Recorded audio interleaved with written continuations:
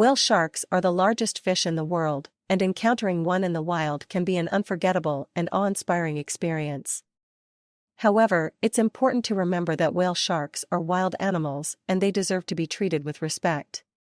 In the following guide, we'll provide some tips on how to have a safe and enjoyable encounter with these gentle giants. By following these guidelines, you can have a memorable experience and help to protect these amazing creatures. So why are the sharks here? It's thought that whale sharks in this region feed on plankton in the cold, deep water just off the reef.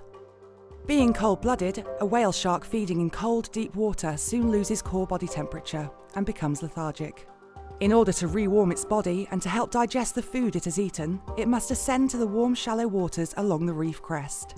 This can mean the shark swimming up from 600 metres or more.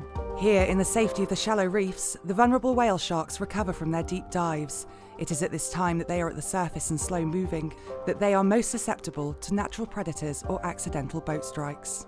Your guides will search for whale sharks as you wait on deck with your snorkel equipment ready. They are looking for a shadow below the water surface or a fin emerging above it. To protect against a chance of hitting a whale shark, your guide will constantly keep watch on the waters ahead of the vessel. When a shark is seen, your guide will alert you. Although it is very exciting, it is important to use this time to ensure you have your equipment ready to go. Although swimming with a whale shark is a dream for many, remember this is a wild animal. There are some rules to protect both the shark and yourself, which we must abide by. Never attempt to touch or ride a whale shark. This is potentially dangerous as the shark may react and swing its tail. It will also disturb the shark, which will mean the shark retreating to deep water and the end of your encounter. Do not use a flash function on your camera when taking photographs of whale sharks. Please do take photographs of your encounter, but be sure to turn off the flash before you get into the water. Flash photography near the whale shark's head disturbs the shark and may cause damage to the animal's eyes. Do not swim in front of a whale shark, or do anything which forces the shark to change its direction or behaviour. This causes disturbance to the shark and avoidance behaviour. A whale shark avoiding a swimmer will always leave the surface, ending the encounter.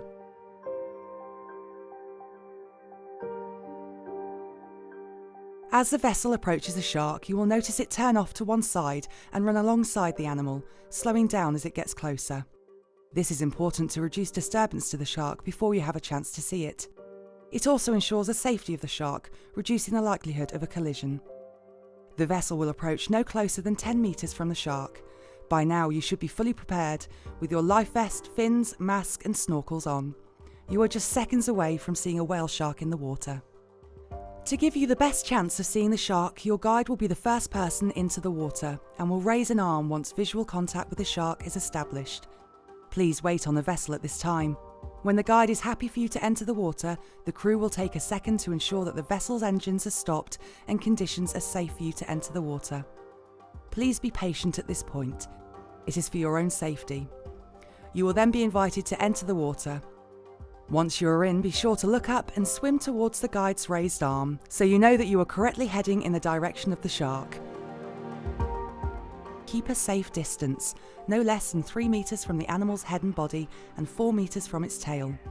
This ensures that disturbance to the shark is kept to a minimum and also protects you from accidental contact from the swinging tail or with the body should the shark abruptly turn.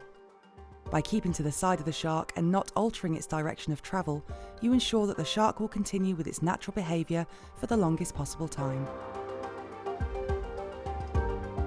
As long as you follow these basic rules, the whale shark will be more likely to swim slowly along the reef, and everyone will have a wonderful encounter.